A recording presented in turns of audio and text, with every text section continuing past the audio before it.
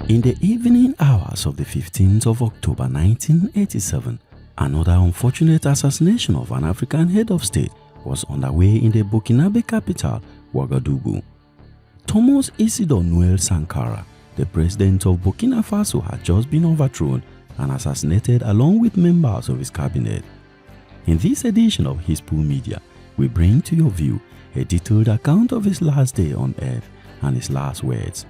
This video is inspired by an article he was called Sankara, published by his acquaintance and editor-in-chief of Join Afrique, Senen Andrea Mirado, in 1989, just 2 years after his death. Welcome to Hispu Media In-Depth History. But before we get started, remember to like this video, and if you are new here, consider subscribing to Hispu Media. Thank you. When Miriam, the wife of the president, woke up that day, Thomas Sankara, who had finally joined her in bed in his own turn, was already asleep. On her tiptoes, the president's wife left the room and prepared to go to work. She was to be there at 3 p.m. Sankara would sleep for another hour because this daily nap is the only time he gets to recover. This break was all the more important seeing as the afternoon and the night of that day, 15th of October 1987, were going to be long. At 4 p.m., he leads one of the 3 weekly meetings for his special cabinet. On the agenda of the meeting, a report from one of his advisors who had just returned from Cotonou, where he was speaking with the leader of the Revolutionary People's Party of Benin and collecting documents on the Beninese Code of Revolutionary Conduct. The second agendum was a project to create a newspaper of the CNR, the National Council of the Revolution. At 8 p.m., there will be a complicated meeting regarding the OMR, the Revolutionary Military Organization.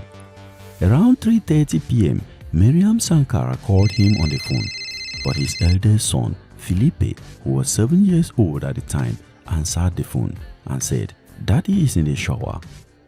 She calls back 10 minutes later. The president, who was in sportwear since the morning, wearing white t-shirt and red jogging trousers, is ready to leave. "First, I'm going to my 4 p.m. meeting at the Council d'Étente," he said to his wife on the phone. "Then, I'm going to sport at 5 p.m. Afterwards, I will probably come home for a shower, but you wouldn't be home yet. I won't see you until after 8 p.m. meeting. We will talk tonight," he concluded the phone call. He would also receive offers from the African Reports partners. In the meantime, the members of the special cabinet have begun to arrive in one of the villas of the Cartel Council, which serves as the headquarters of the NCR. Aluna Traore and Pauline Babu Mamouni made a detour through the offices to the presidency just opposite. The others, Bonaventure Compaore, Frederick Kiemde, and Patrice Zagre, came directly to the council.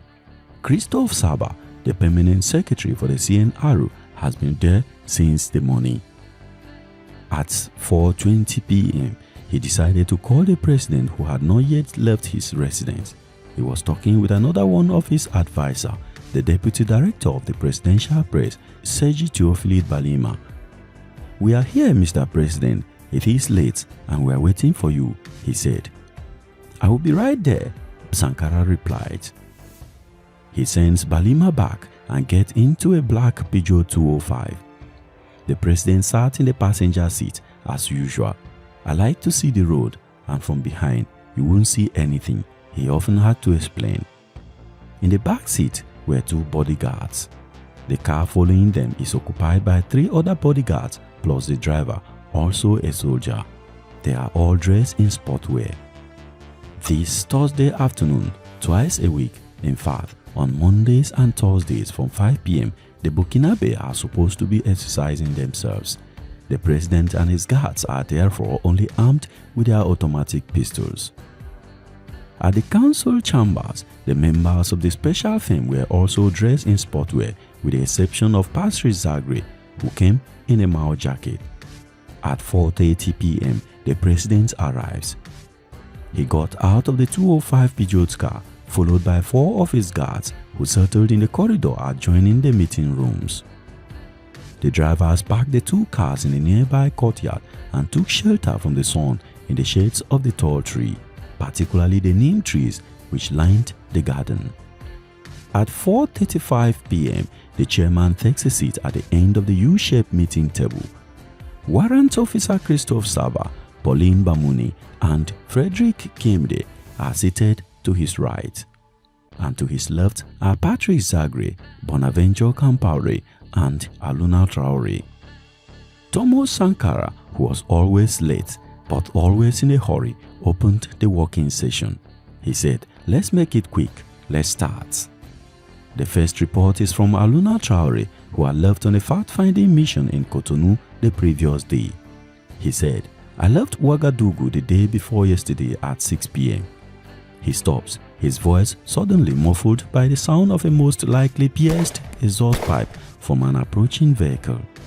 Shocked and annoyed, Sankara asks, "What is that noise?" He was soon joined by Saba, who frowns. "What is that noise?" According to the only direct witness who survived the attack, the noise gets louder as a car, a Peugeot 504 or a covered Toyota, approached. The car stopped in front of the small gate of the villa. Immediately, the noise of the engine was covered by the roaring sound of Kalashnikov rifle shots. The 7 men gathered in a room flat on the floor, hiding behind the armchairs. Among them, the only one to be armed, since his guards remained in the corridor or in the garden, was Thomas Sankara, who grabs his gun, which he had placed on the table within reach. From outside, someone shouts, "Get out! Come out!" Sankara gets up, sighs loudly, and orders his counselors, "Stay, stay. It is me they want." He leaves the meeting room with his hands in the air. He had barely stepped out of the door before he was shot, says Aluna Traore. The attackers had come to kill. The guards, the drivers, and the biker from the police, Sori Patinema, who came by chance to bring mails to the CNRO headquarters, had all been shot in the first burst of gunfire. A former member of President of Faso's guard, a man nicknamed Otis, who had since then been reinstated in the ranks of the para-commandos of PO, commanded by Captain Blaise Compaore, who made him one of his drivers, burst into the meeting room, pushes the president's collaborators towards the exit door while shouting, "Out! Get out! Get out!" All those who obeyed were shot in turn. At the last moment, Patrick Zagre tries to take refuge in the meeting room, but a shot in the back finishes him off. Aluna Traore, through sheer fear or survivorship, perhaps both, found himself lying on the gravel alive, bathed in the blood of his comrades, whose moans and sigh of agony he hears as if he was in a nightmare. 4 civilian members of the special cabinet, Pauline Bamuni, Patrick Zagre, Frederick Kimde, and Bonaventure Compaore, along with 8 soldiers including Warrant Officer Christophe Saba, a poor police officer who was passing by, the drivers of the presidential convoy, and 4 bodyguards were all shot. Aluna Traore stepped over the president of Faso's body without even realizing it. Looking over his shoulder, he sees Thomas Sankara on the floor.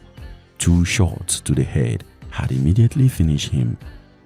He heard someone shouting, "There is one who is not dead, the one in blue, let him get up."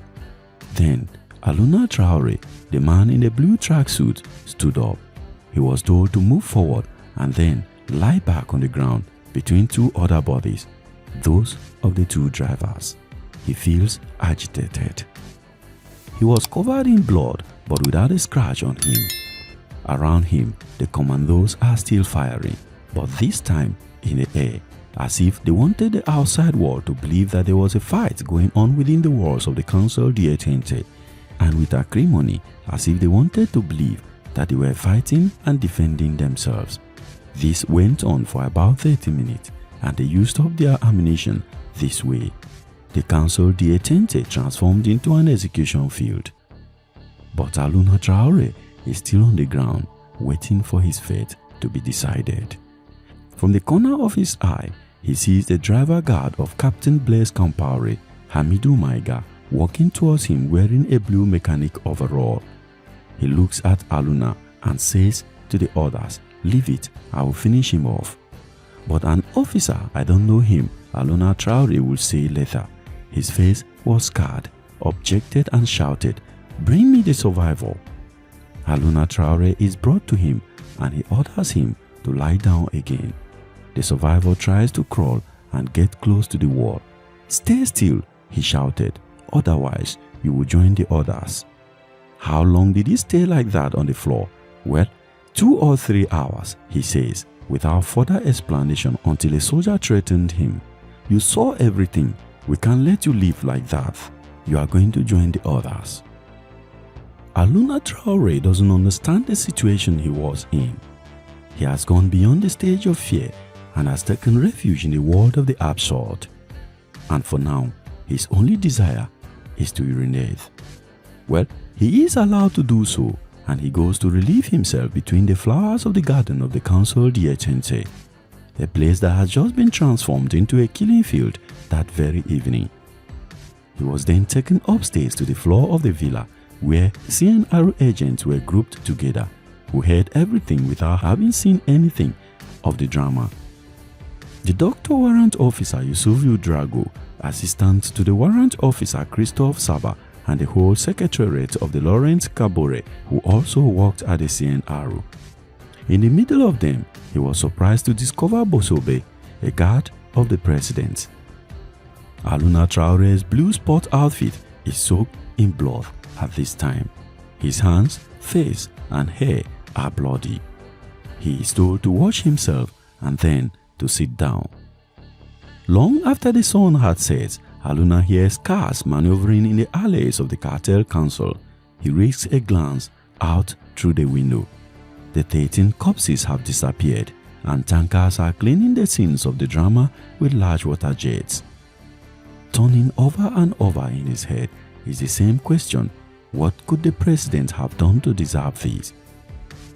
Relaunched at the beginning of 2015 by the transitional regime after the fall of Blaise Compaoré, the investigation into the assassination of Thomas Sankara is being conducted by the military examining magistrate Francois Yamego. Out of the 17 people he has charged, 6 are in pre-trial detention, including Gilbert Yendere, Blaise Compaoré's former private chief of staff.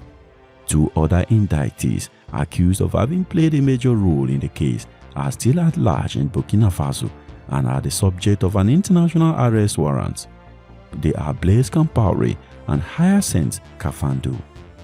Exiled to Abidjan, Compaoré is not expected to face George Yamego anytime soon, as the Ivorian authorities seem reluctant to extradite him. Former head of Compaoré's close guards and leader of the squad that murdered Sankara was summoned by the judge on the 22nd of June 2015. But the former member of parliament never appeared before the military court. He fled the country without leaving a trace. Many sources have claimed that he is also a refugee in Côte d'Ivoire. Apart from Compaoré and Kafando, most of the suspects were trialed. Summoned twice in 2016 by George Yamego, Salif Diallo, the former head of Compaoré, who is already dead, denied any responsibility to do with the assassination of Sankara. He also added that Blaise Compaoré could not ignore what was being planned. As for Gilbert Dienda, he said he has not been informed of any operation against Sankara and that it was Hyacinthe Kafando who took the initiative. George Yamego, for his part, is interested in possible foreign involvement, in particular France, Ivory Coast and Togo. He has sent a letter of request to Paris asking for the lifting of the defense secrecy on certain archives and the hearings of various people. The French authorities responded in May, saying that they have no objection, but that they first need to obtain a certain number of clarifications. So, do you think there was a possible international collaboration to remove Thomas Sankara? Please leave a comment below. Remember to book the like button on this video, and if you are new to our channel, please subscribe and enable notifications so you don't miss any of our future updates. And I will see you in the next video. Thank you very much for watching. Peace.